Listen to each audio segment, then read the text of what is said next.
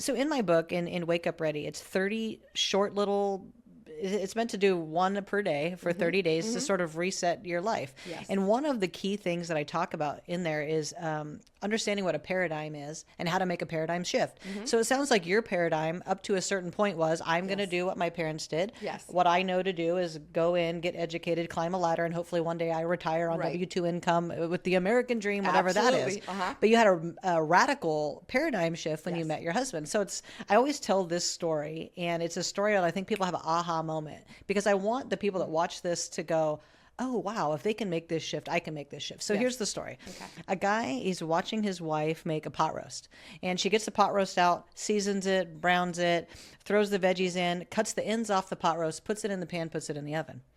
And he's watching her do this, and he's watched her do it 20 times while they've been married. And he finally gets the courage to say, hey, why are you chopping the ends off the pot roast? And she said, I don't know. That's what my mom did. I'm sure it's part of the recipe. So he said, can you call your mom? I want to ask her, why are you cutting the ends off the pot roast? So gets mom on the phone. She says, hey, mom, I'm sitting here, I'm making pot roast, and he wants to know, why am I cutting the ends off the pot roast? And she said, I don't know. That's what your grandma did. I'm pretty sure it's part of the recipe. So now they got on a three-way call with the daughter, with the mom, with the grandma. And the granddaughter says, hey, grandma, out of curiosity, why do we cut the ends off of the pot roast?